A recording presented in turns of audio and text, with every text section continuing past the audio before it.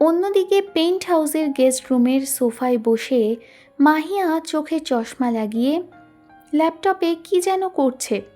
বাইরে বৃষ্টি হচ্ছে, তাই বিকেলের দিকে দাদানকে দেখতে যাবে জিনিয়া, হৃদিয়া ভার্সিটি থেকে ফিরলে।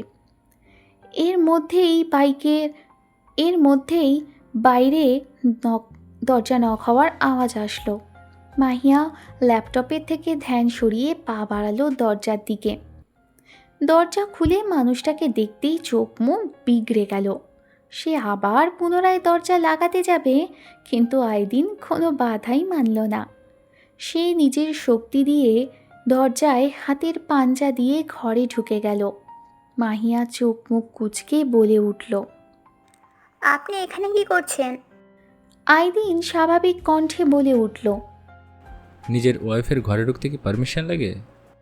মাহিয়া বুকে 2 হাত গুজে চোখ পাকিয়ে দাঁতের দাঁত পিষে বলে উঠল, ওটা একটা অ্যাক্সিডেন্ট ছিল, আপনিও জানেন আমিও জানি, তাই এসব বলা বাদ দিন। আমি মানি না এই বিয়ে। কথাটা শোনা মাত্রই আইদিন নাক ফুলিয়ে পেছন ঘুরে মাহিয়ার বাহু ধরে বসল আর দাঁতে দাঁত পিষে বলে উঠল, সুগার ক্যান্ডি, তোমার প্রবলেম কি? এত দূরত্ব কেন? ওই দিন কি আমার সত্যিই কোনো অফেন্স ছিল যে তুমি এতটা দূরে সরে গিয়েছো? মাহিয়া তাকিয়ে পড়ল। মাহিয়া মুখ ঘুরিয়ে মাথা নিচু করে বলে উঠল, আমি আমি কিচ্ছু শুনতে চাই না। মাহিয়ার জবাব শুনে যেন আরও ধৈর্যের বাঁধ ভাঙল। সে আজ সব কিছু ক্লিয়ার করেই ছাড়বে। অনেক দূরে থেকেছে, আর না। সে এক অসহায় কণ্ঠে বলে উঠল, ওই দিন আমি এমির নীলকে অনেক আটকানোর চেষ্টা করেছি, কিন্তু তোমার ব্রাদার নিজের জেদ বজায় রাখতে কায়ানের সঙ্গে বক্সিং করতে গিয়েছে। সেখানে আমি আর কি করতে পারি? বলতে পারো আমার অফেন্সটা কোথায়? তারপরও আমি বুঝতে পারিনি যে তুমি এত রেগে আছো, তাই একটু মজা করেছিলাম। আইদিন মাহিয়ার বাহু ছেড়ে দিল। এক দীর্ঘ নিঃশ্বাস ছাড়ল। মাহিয়ার যেন মুহূর্তেই সব ভাষা হারিয়ে ফেলল। আইদিনের কথা এখনও শেষ হয়নি।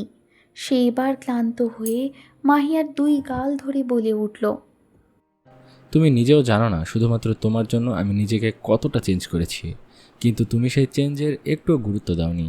আই নো আমি মানুষটা তোমার মতো মেয়ের জন্য পারফেক্ট না, কিন্তু তোমার পুরো জীবনটা আমি প্যারাডাইসে ভরিয়ে দেবো। এই বলে মাথা নিচু করে নিল। আইদিনের বলা শব্দগুলো যেন তার মনে এক ঝড় তুলে দিচ্ছে। আর মাহিয়ার হৃদয়ের ধুকপুক যেন বেড়েই চলেছে। আইদিন মাথা তুলে মাহিয়ার ছোট্ট মুখটা নিজের আরও কাছে নিয়ে মাহিয়ার কপালের সঙ্গে কপাল রেখে কাতর কণ্ঠে বলে উঠল, কারণ ভালোবাসি তো। এই একটা কথা যেন মাহিয়ার বুকের দূরত্বের দেওয়ালগুলো সব গুঁড়িয়ে দিল।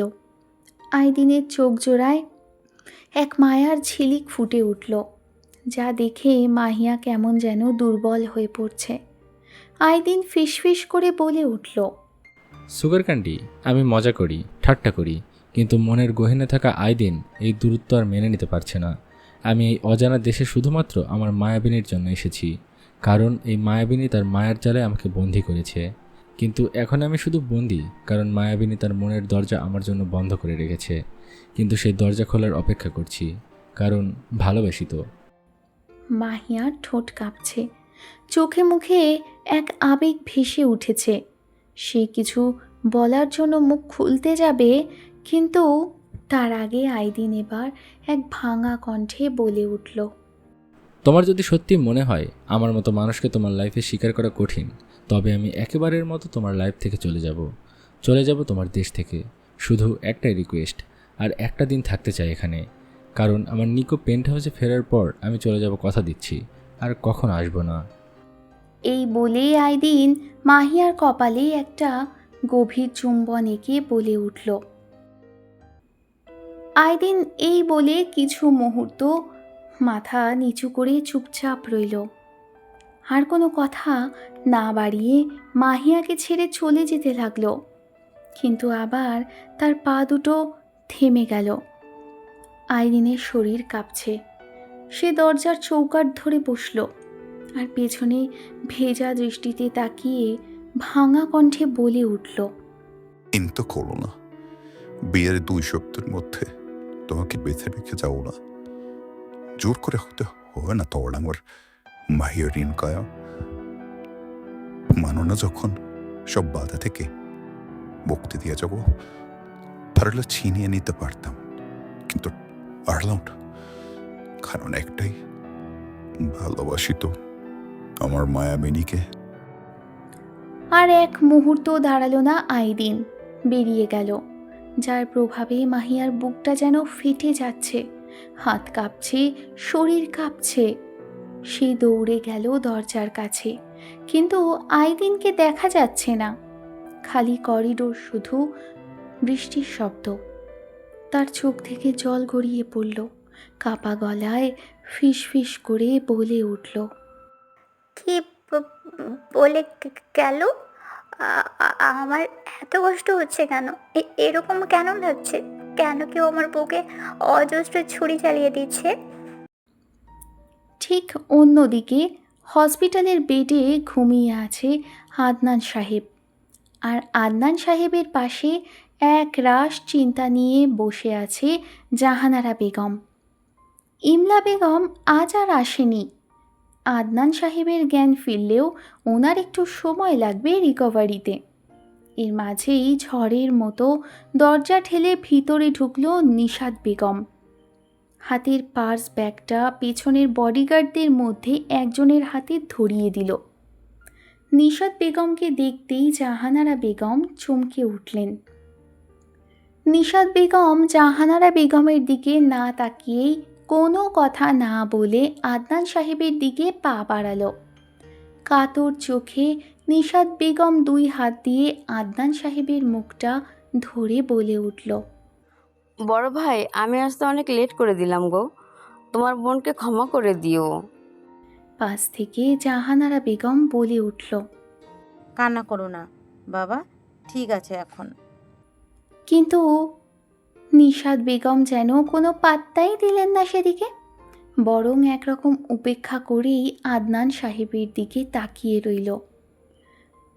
আর এই উপেক্ষার কারণ হয়তো জাহানারা বেগম জানে, তাই সে চুপচাপ সোফায় বসে পড়ল। কিন্তু হসপিটালের অন্য প্রান্তে মুখে বিরক্তির ছাপ রেখে নীল ফোনে কথা বলতে বলতে প্রায় একরকম ক্লান্ত হয়েই উঠল। মিস চৌধুরী, আমার পক্ষে এই মুহূর্তে অফিসে যাওয়া সম্ভব না। মিটিং ক্যান্সেল হলেও কোনো কিছু করার নেই। নীলের কথায় ফোনের ওপাশ থেকে জবাব আসার পর নীল এক দীর্ঘ নিঃশ্বাস ছেড়ে বলে উঠল, মিস চৌধুরী, আমি জানি পসিবল না, কিন্তু তবুও আই রিকোয়েস্ট ইউ প্লিজ, আপনি একটু বিষয়টা হ্যান্ডেল করুন। যদি টাইম হয় আমি কাল একবার অফিস থেকে ঘুরে আসব। ওপাশের জবাবে নীলের মুখে এক মৃদু হাসি ফুটল, আর এক কৃতজ্ঞতার খাতিরে বলে উঠল, thank you miss Chowdhury, thank you so much. ঠিক সেই সময় এক নারী কণ্ঠের কেউ বলে উঠল, ও মিস চৌধুরী, তার মানে তো মেয়েদের সঙ্গে হেসে হেসে কথা বলে বেশ তো কাজ হাসিল করে নেওয়া হচ্ছে। কণ্ঠস্বর শুনতেই নীল চমকে উঠল। নীলের চোখ বড় বড় হয়ে গেল, চোখ মুখে বিরক্তির ছাপ স্পষ্ট ভেসে উঠল। সে পেছনে ফিরে ভ্রু কুঁচকে বিস্ময় কণ্ঠে বলে উঠল, তুই? সামনে থেকে রমণী তার বুকে 2 হাত গুজে এক বাঁকা হাসি দিয়ে নীলের সামনে এসে দাঁড়িয়ে বলে উঠল, আমার সঙ্গে কথা বলতে গেলে বুঝি মুখেই মিষ্টি হারিয়ে যায়। নীল দাঁতে দাঁত পিষে বলে উঠল, তুই বিড়িতে কি করছিস হায়াত? খুশবু ডান হাত দিয়ে নিজের চুলটা পিছনে সরিয়ে সেই হাতেই নীলের চিবুক টেনে এক বিদ্রূপ মাখা কণ্ঠে বলে উঠল, বিডি কি তোমার কেনা সোনা? সোনা শব্দটা শোনা মাত্রই নীলের মুখ হা হয়ে গেল। আর এই দেখে খুশবুর মুখে এক গা জ্বালানি হাসি ফুটে উঠল। পেন্ট হাউসের নিচে কায়েনের বাইকটা থামল। বৃষ্টির ফোঁটা তখনও ঝরছে নির্দয়ভাবে। গেটের সামনে দাঁড়িয়ে থাকা মহিলা স্টাফ দ্রুত এগিয়ে এলো, হাতে একটা নরম শাল নিয়ে। রিদিয়া বাইক থেকে নামতেই কায়ান এক মুহূর্ত দেরি করল না। বাইক থেকে নেমে শালটা নিয়ে নিজের হাতে জড়িয়ে দিল তার গায়ে। তারপর কোনো কথা না বলে হঠাৎই তাকে কোলে তুলে নিল। রিদিয়া চোখ মুখ কুঁচকে বিরক্ত হয়েই বলে উঠল, নামান আমাকে, আমি কি ল্যাংড়া নাকি যে আমাকে কোলে ওঠাচ্ছেন? কিন্তু কায়ান কোনো জবাব দিল না। কোলের মধ্যে রিদিয়ার দাপাদাপি সহ্য করেই তারা এসে পৌঁছালো নিজেদের পেন্ট হাউসে। কায়ান রিদিয়াকে নামিয়ে দিল, তারপর গম্ভীর স্বরে বলে উঠল, সোজা রুমে যাবি, কোথাও দাঁড়াবি না। বেশ কিছুক্ষণ পর গোল বিছানার নরম সাদা চাদরের উপর বসে আছে রিদিয়া। শাওয়ার নেওয়ার পর চুলগুলো এখনও হালকা ভেজা, কিছু গোছা গাল ছুঁয়ে নেমে এসেছে। তার হাতে ধরা রয়েছে পেনেলোপ ডগলাসের কিল সুইচ বইটি। পাতার পর পাতা উল্টাচ্ছে সে, চোখে গভীর মনোযোগ, যেন বাইরের পৃথিবীর সঙ্গে তার কোনো সম্পর্কই নেই। কিন্তু সামনের অভিজাত সোফায় বসে থাকা মানুষটা ঠিকই তাকে দেখছে। কায়ান শাওয়ার নিয়ে এসেছে, শরীরে শুধু একটা ঢিলা ট্রাউজার, আর দৃশ্যমান হচ্ছে তার উন্মুক্ত বুক। ভেজা চুল থেকে এখনও ফোঁটা ফোঁটা পানি গড়িয়ে পড়ছে কাঁধ বেয়ে। ল্যাপটপটা কোলে খোলা, কিন্তু কাজের থেকে বেশি তার দৃষ্টি বারবার সরে যাচ্ছে রিদিয়ার দিকে। মনে মনে বিরক্তি মিশ্রিত কৌতূহল। কি আছে ওই বইয়ে? এত মন দিয়ে কি পড়ছে? ঠিক তখনই কায়ানের ফোনটা বেজে উঠল। কায়ান লাউঞ্জে এসে ফোনটা রিসিভ করতেই বলে উঠল, হোয়াট হ্যাপেন্ড? ওপাশ থেকে উদ্বিগ্ন কণ্ঠে বলে উঠল। কথাটা শোনা মাত্রই কায়ান ভ্রু উঁচিয়ে বলে উঠল, হবি ওর কোনো লোকাল চিক্স? এসব বাদ দিয়ে ওকে জাস্ট নজরে রাখো প্রতিটা মুহূর্ত। ওপাশ থেকে আবারও উদ্বিগ্ন কণ্ঠে বলে উঠল, মনে হয় না সেরকম, কারণ মেয়েটাকে যেখানে রেখেছে সেই পুরো বাড়ির বাইরে অনেক টাইট গার্ড, আর স্যার মেয়েটাকে ফরেন থেকে আনা হয়েছে অনেক সিকিউর ভাবে। আমাদের কাছে একটু সাসপেন্স মনে হয়েছে যে কোনো রকমে এয়ারপোর্টের একটা ফুটেজ কালেক্ট করেছি। স্যার, আমাদের টিম জানিয়েছে ওই বাড়ি থেকে নাকি মেয়েটার ভয়ঙ্কর আর্তনাদ শুনতে পাওয়া যায়, কান্নার চিৎকার। কথাগুলো শুনতেই না চাইতেও কায়ানের বুকটা কেমন যেন মোচড় দিয়ে উঠল। সে ইতস্তত হয়ে বলে উঠল, can you send the footage? Call চলাকালীনই কায়ানের ফোনে এসে পৌঁছালো সেই ফুটেজ। স্ক্রিনটা অন করতেই এক দৃশ্য ভেসে উঠল। সে ধীরে ধীরে জুম করল, আর ঠিক তখনই দেখতে পেল এক অল্প বয়সী মেয়ে, মুখ পুরো ঢাকা, শুধু চোখ দুটো দৃশ্যমান, সবুজাভ বাদামি। কায়ানের আঙুল থেমে গেল স্ক্রিনের উপর। কায়ানের বুকের ভেতর হঠাৎ থক করে উঠল। এই চোখ কোথায় যেন দেখেছে, অত্যন্ত চেনা। তার চোয়াল শক্ত হয়ে গেল, চোখের দৃষ্টি তীক্ষ্ণ হয়ে উঠল মুহূর্তেই। ভিডিওতে মেয়েটার অবস্থা স্পষ্ট বোঝা যাচ্ছে, নির্দয়ভাবে অত্যাচার করা হয়েছে। কায়ানের শ্বাস ভারী হয়ে উঠল, আর ঠিক তখনই তার ঠোঁট থেকে যেন নিজে থেকেই বেরিয়ে এলো, রেস্কিউ হার। 1 সেকেন্ডের জন্য থেমে গেল সে, নিজের কণ্ঠ শুনে নিজেই অবাক। কিন্তু পরের মুহূর্তেই তার চোখে নেমে এলো এক হিংস্র দৃঢ়তা। গম্ভীর কাঁপনহীন কণ্ঠে আদেশ দিল, রেস্কিউ হার রাইট নাও। ওপাশে নিঃশব্দ উত্তেজনা, আর কায়ান একটু থেমে দাঁত চেপে আবারও বলল, wait, I am coming also. Ridiya বিছানার উপর বসে আছে, হাতে একটা বই, কিন্তু তার চোখ বইয়ের অক্ষরে আটকে নেই একটুও। বইয়ের আড়াল থেকে সে চুপচাপ লক্ষ্য করছে কায়ানকে, তার প্রতিটা নড়াচড়া, প্রতিটা অঙ্গভঙ্গি। কায়ান কাবার্ড রুমে ঢুকে খুব স্বাভাবিক ভঙ্গিতেই ক্যাজুয়াল ট্রাউজার বদলে নিল, কালো রঙের ফর্মাল ট্রাউজার। তারপর একটা ঝকঝকে সাদা শার্ট হাতে নিয়ে সেটি পরতে পরতে ড্রেসিং টেবিলের সামনে এসে দাঁড়ালো। শার্টের বোতামগুলো দ্রুত লাগাতে লাগাতে আয়নার সামনে দাঁড়িয়ে নিজের চুল ঠিক করছে। এই দৃশ্য রিদিয়ার চোখ এড়ালো না, মনে মনে বিড়বিড় করে উঠল। এই ছোট্ট বিষয়টাও রিদিয়ার নজর এড়ালো না। কে এমন কল দিল যার জন্য এই বৃষ্টির মধ্যেও বেরোতে হবে? আর এত ফর্মা কিসের জন্য? কায়ান শার্টটা ট্রাউজারের ভেতরে গুজতে গুজতে আয়নার মধ্যেই রিদিয়ার প্রতিফলন দেখছে। সেই দৃশ্য দেখে কায়ানের ঠোঁটের কোণে ধীরে ধীরে ফুটে উঠল এক মৃদু আত্মতৃপ্ত হাসি। নিজের মনেই বিড়বিড় করে বলল, হাউ কিউট। কিন্তু রিদিয়ার তো শরীর জ্বলে উঠল, আর সহ্য করতে পারল না।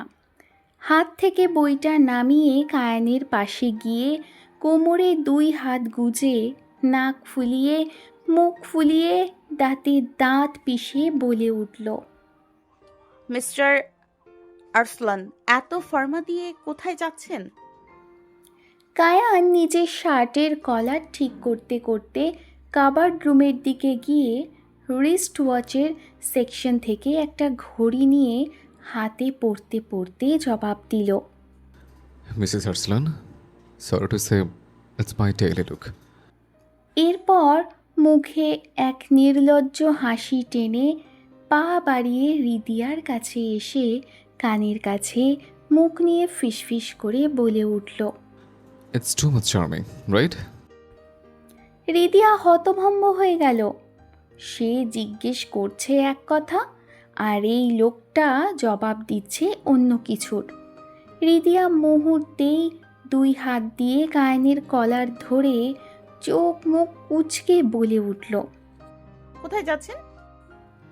কায়ান কলার থেকে রিদিয়ার হাত দুটো ছাড়িয়ে ঠান্ডা কণ্ঠেই বলে উঠল, রোজই তো বেরোই, আজ তো কোয়েশ্চেন কেন? আর বাই দ্য ওয়ে, আমি তোমাকে কেন বলবো কোথায় যাচ্ছে? আমি তোমাকে বলার প্রয়োজন মনে করি না।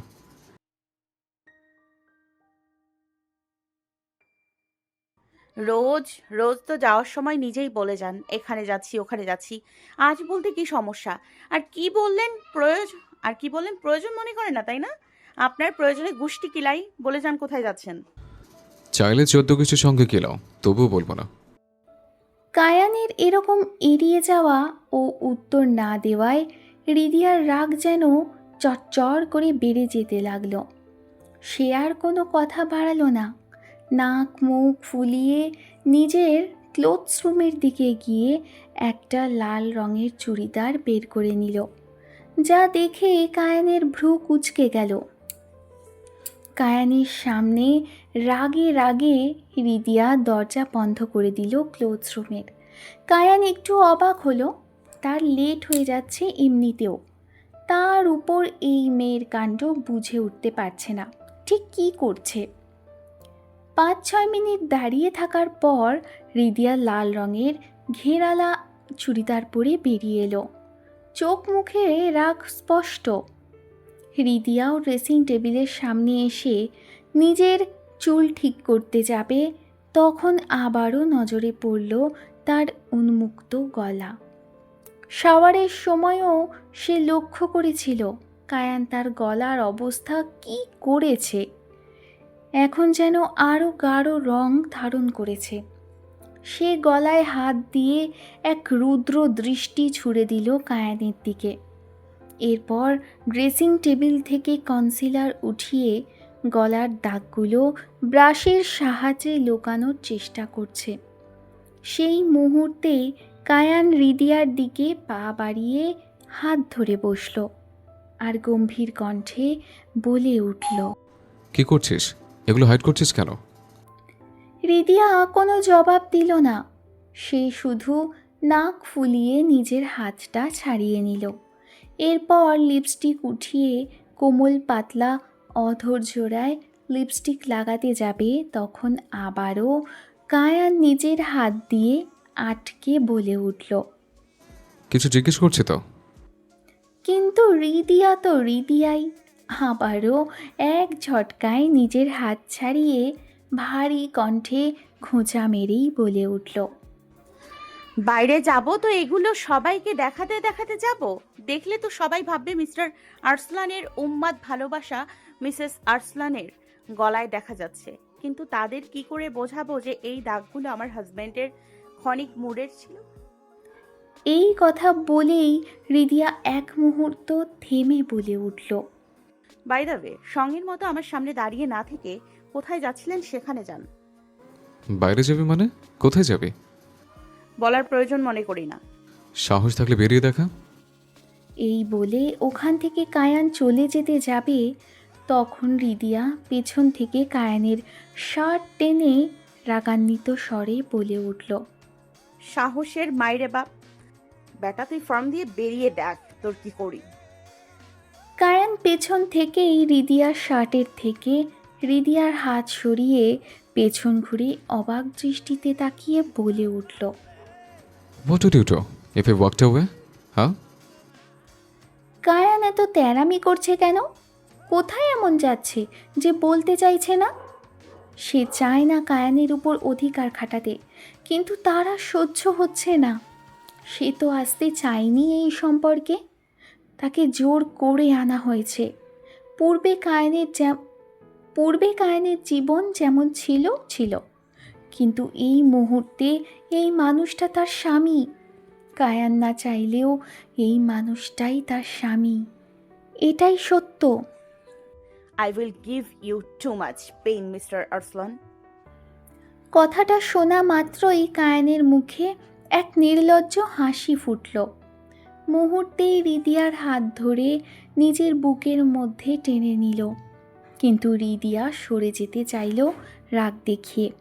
এরপর কায়ান এক অদ্ভুত দৃষ্টিতেই রিদিয়ার দিকে তাকালো। রিদিয়ার হলদে ফর্সা শরীরে লাল গোল গলা চুড়িদারটা যেন কায়ানের চোখে ধাঁধা লাগিয়ে দিচ্ছে। কিন্তু রিদিয়ার ভ্রু কুঁচকে গেল। কায়ান এরপর নিজের বৃদ্ধাঙ্গুল দিয়ে রিদিয়ার গলার কনসিলার মুছতে শুরু করলো। তবে এর কারণে না চাইতেও রিদিয়ার চোখ বন্ধ হয়ে গেল। কায়ান সেই নির্লজ্জ হাসি নিয়ে বিদ্রুপ মাখা কণ্ঠে বলে উঠল, You know, right? I hate you so much. But my Mrs. Arsalan is breathtakingly beautiful. একটু থেমে পুরো কনসিলারটা মোছার পর রিদিয়ার কানের কাছে গিয়ে ফিসফিস করে বলে উঠল, So if I stay, I will also tie your hand. But I give you more pain with more pleasure, Mrs. Arsalan. And I can't hold back anymore. এরপরে এক ঝটকায় কোলে তুলে নিল। রিদিয়া ড্যাব ড্যাব করে তাকিয়ে পড়ল। এরপর পা বাড়িয়ে বিছানার দিকে গেলে রিদিয়ার যেন গলায় শ্বাস আটকে গেল। রিদিয়াকে বিছানায় বসিয়ে দিল।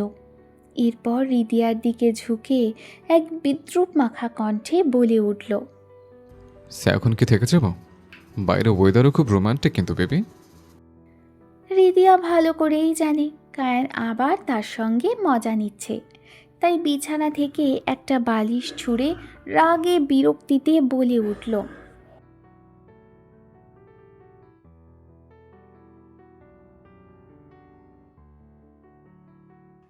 যান এখান থেকে। এই বলে শুয়ে পড়ল মুখ ঘুরিয়ে।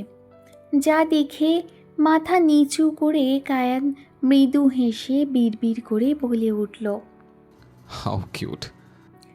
এরপর ওখান থেকে ঘুরে পা বাড়িয়ে দিল যাওয়ার জন্য। যাওয়ার আগে কাবার থেকে নিজের রিভলভারটা বার করে নিল। জামাটা পর্যন্ত ঠিক করল না, আর যাওয়ার সময় উচ্চস্বরে বলে উঠল, really weather is too romantic. তাই নিশ্চিন্তে ঘুমিয়ে পড়েন ম্যাম। ওটা মিস্টার আরসালান ডেটিংয়ে যাচ্ছে না, একটা ইম্পর্ট্যান্ট কাজে যাচ্ছে। এই বলার পর কায়ানের মুখের অবয়ব বদলে গেল গম্ভীরভাবে। পেন্ট হাউস থেকে বেরোতেই ক্রিস্টিয়ান দাঁড়িয়েছিল। ক্রিস্টিয়ানও পেছন পেছন যেতে লাগলো। আর এদিকে রুমে থাকা রিদিয়া কায়ানের শেষ কথাটায় যেন মুখে হাসি ফুটে উঠল। বিকেলের শেষ আলোটুকু নিঃশব্দে মুছে গিয়ে ধরণীর বুকে নেমে এসেছে এক অদ্ভুত গাঢ় সন্ধ্যা। তবে সময় না দেখলে বোঝার উপায় নেই এটা সন্ধ্যা নাকি গভীর রাতের শুরু। আকাশ জুড়ে কালো মেঘের স্তূপ, তার সাথে একটানা বৃষ্টির তাণ্ডব। পানির ফোঁটাগুলো নিরবিচ্ছিন্ন ছন্দে কাঁচের জানালায় আঘাত করছে। কিন্তু আজ শুধু বাইরেই নয়, এই প্রাইভেট হাসপাতালের ঘরটাতেও যেন এক অদৃশ্য ঝড় বয়ে গেছে। বেডের পাশে পড়ে আছে জারিয়ার সবুজ রঙের শাড়ি, অগোছালো এলোমেলোভাবে। তার সাথে লাল রঙের চুড়িগুলো যেন তাড়াহুড়ো করে খোলা হয়েছে, অথবা কোনো আবেগের ঝড়ে নিজে থেকেই খুলে পড়েছে। এই ছড়িয়ে থাকা জিনিসগুলোই যেন নীরবে সাক্ষী দিচ্ছে তাদের মিলনের, যা শব্দে বলা যায় না।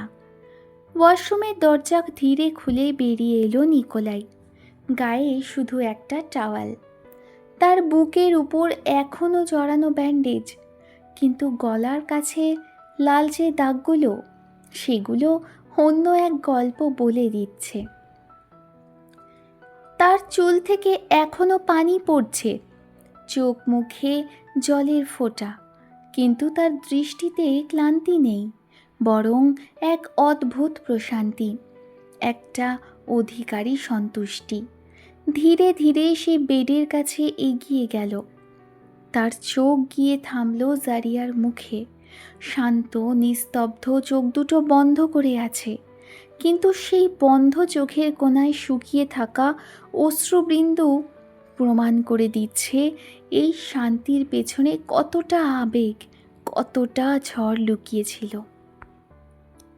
কিছু চুল এলোমেলো হয়ে মুখের উপর এসে পড়েছে, যা তাকে আরও বেশি কোমল, আরও বেশি অসহায় করে তুলেছে। আর তার গলায় নিকোলাইয়ের ভালোবাসার সেই তপ্ত স্পষ্ট চিহ্নগুলো যেন এখনও জ্বলজ্বল করছে। নিকোলাই এক মুহূর্ত চুপ করে তাকিয়ে রইল। তার দৃষ্টিতে এক অদ্ভুত মিশ্রণ, ভালোবাসার একরাশ গোপন তীব্রতা।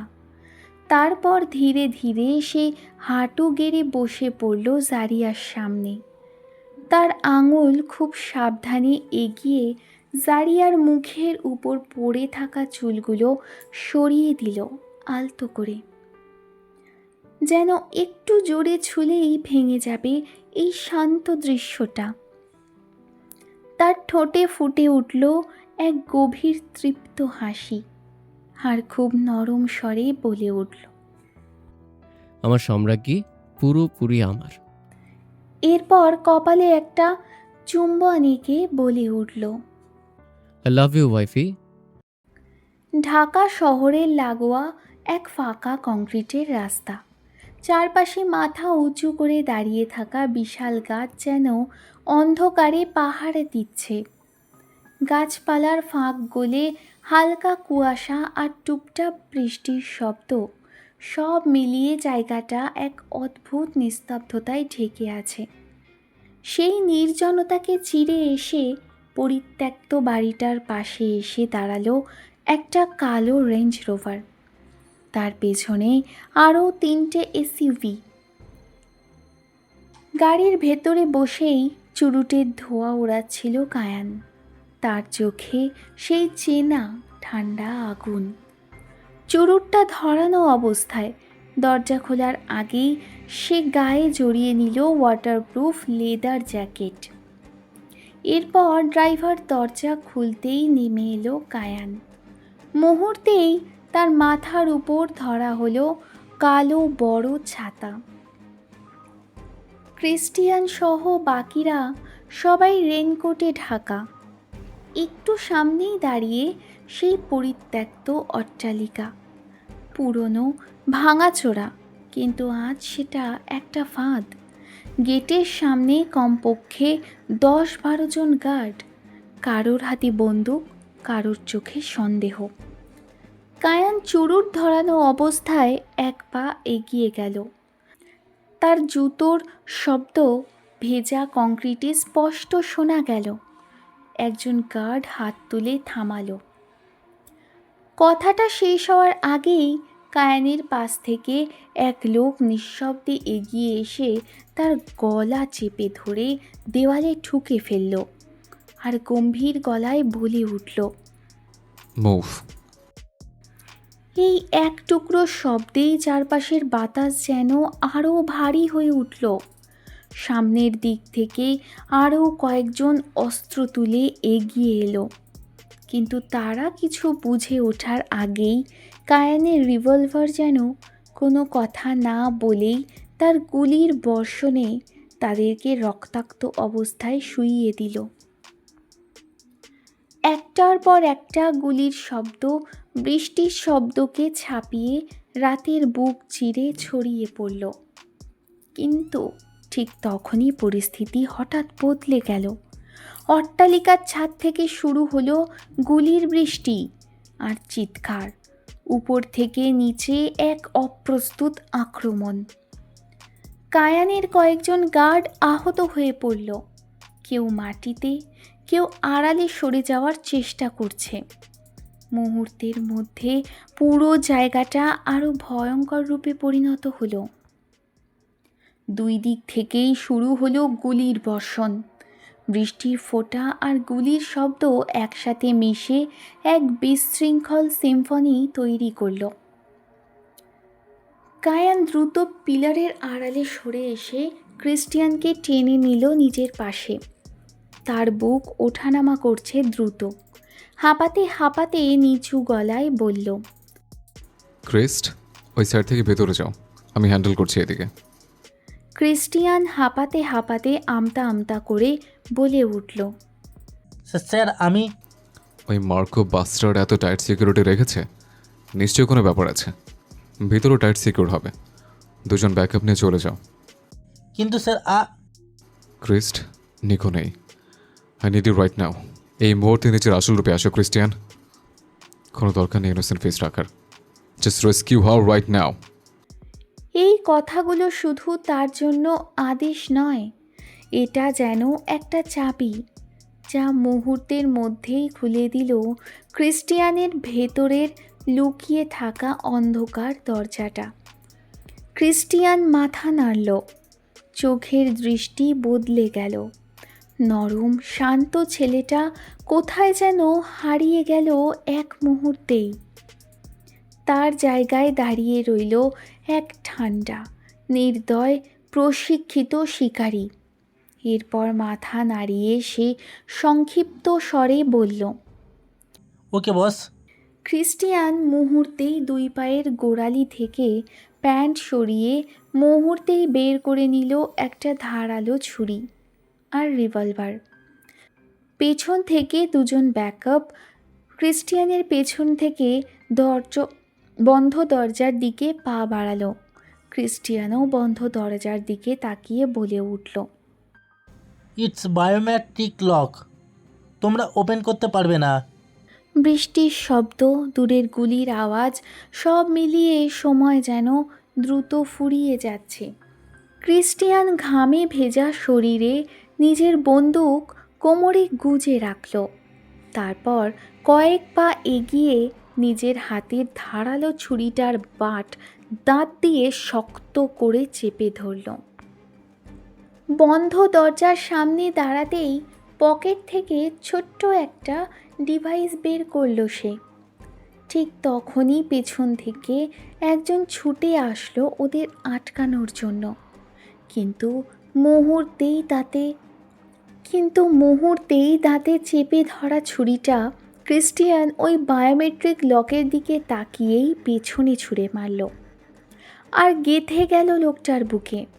সে থেমে গেল, তারপর বিস্ফোরিত চোখে ধীরে ধীরে লুটিয়ে পড়ল। ব্যাকআপ দুজন হতভম্ব হয়ে তাকিয়ে রইল ক্রিস্টিয়ানের দিকে। এরপর সেই ছোট্ট ডিভাইসটা স্ক্যানারের পাশে লাগাতেই ওই বায়োমেট্রিক সিস্টেমটা কয়েক সেকেন্ডের জন্য গ্লিচ করতেই এক ক্লিক শব্দ হতেই দরজা আনলক হয়ে গেল। দরজা খুলতেই ক্রিস্টিয়ান ভারী নিঃশ্বাস ছাড়তে ছাড়তে নিজের কানে লাগানো ইয়ারপিসটা চেপে বলে উঠল, বিগ বস, ইটস ডান। বাইরে এখনও শোনা যাচ্ছে গুলির বর্ষণ। ক্রিস্টিয়ান ভারী পায়ে ভেতরে পা রাখল। এরপর ভেতরে যেতেই দেখতে পেল এক রমণী, পরনে লাল হাঁটুর উপর পর্যন্ত নাইটি, এক বেডের উপর নিথর হয়ে শুয়ে আছে, আর সারা শরীরে নির্যাতনের দাগ। যেন প্রতিটা দাগ চিৎকার করে বলে দিচ্ছে তার উপর দিয়ে কি নরক যন্ত্রণা বয়ে গেছে। ক্রিস্টিয়ানের ভেতরের মানুষটা এক সেকেন্ডের জন্য হলেও নীরবে কেঁপে উঠল। চোখ দুটো বন্ধ, নিশ্চুপ আর প্রাণহীন প্রায়, পা দুটো শক্ত করে বাঁধা শিকল দিয়ে, আর কালো চুলগুলো এলোমেলো হয়ে ছড়িয়ে আছে চারদিকে। ক্রিস্টিয়ান এক মুহূর্তও দেরি করল না। সে কোমর থেকে গুজে রাখা বন্দুক বের করে ট্রিগার টানতেই গুলির শব্দে শিকল দুটো ভেঙে ছিটকে পড়ল। মুহূর্তেই এলিফ কেঁপে উঠল। হঠাৎ মুক্তির স্পর্শে তার শরীরটা যেন ভয়ে সংকুচিত হয়ে গেল। চোখ খুলতেই ক্রিস্টিয়ানকে সামনে দেখে আবারও কেঁপে উঠল। তারপর হঠাৎ তার হাতে বন্দুকটা দেখে মুখে এক অদ্ভুত হাসি ফুটে উঠল, যেন পাগলামি আর যন্ত্রণার মাঝখানে আটকে থাকা এক বিকৃত প্রশান্তি। ধীরে ধীরে উঠে বসল। তার সেই সবুজাভ চোখ দুটো দিয়ে ছলছল দৃষ্টিতে তাকিয়ে একটা ভাঙা হাসি নিয়ে চিৎকার করে উঠল, আমাকে মারতে এসেছেন? প্লিজ মেরে দিন, তাড়াতাড়ি প্লিজ মেরে দিন। এই অনুরোধ আর মৃত্যুর জন্য এমন আকুতি ক্রিস্টিয়ানকেও স্থির করে দিল। তার চোখ, ওই চোখ দুটো থেকে সে দৃষ্টি সরাতে পারছে না। এত কষ্ট, এত ভাঙা আরতি সে যেন আগে কখনো দেখেনি। ঠিক তখনই বাইরে থেকে ভেসে আসতে লাগলো ভারী পায়ের শব্দ। মুহূর্তেই নিজের রেইনকোট খুলে সে এলিফের শরীর ঢেকে দিল। এলিফ থমকে গেল, অবাক হয়ে তাকিয়ে রইল তার দিকে। এই ঘরে এতদিনে শুধু একটা জানোয়ারই আসতো, যে তার শরীরে কোনো বস্ত্র সহ্য করতো না। কিন্তু আজ এই মানুষটা কে, যে তার মতো একজন কলঙ্কিতকে ঢেকে দিচ্ছে? ক্রিস্টিয়ান ভারী কণ্ঠে এলিফের দিকে তাকিয়ে বলে উঠল, তোমাকে কেউ মারবে না ফ্লেমিঙ্গো। কথাটা শোনা মাত্রই এলিফ চমকে উঠল। তারপর ভাঙা কণ্ঠে বলে উঠল, তার মানে আপনি ওই জানোয়ারের মতো? কথাটা শেষ হবার আগেই দরজা ঠেলে ভেতরে ঢুকল কায়ান। তার ছায়া পড়তেই এলিফ আতঙ্কে ছিটকে উঠল। ভাঙা কণ্ঠে পুরো শক্তি দিয়ে চিৎকার করে বলতে লাগলো, কারা কারা আপনারা? আমাকে কথা শেষ হলো না, কারণ তার শরীর আর সইতে পারল না। ক্রিস্টিয়ানের হাতেই তার দুর্বল দেহটা ঢলে পড়ল।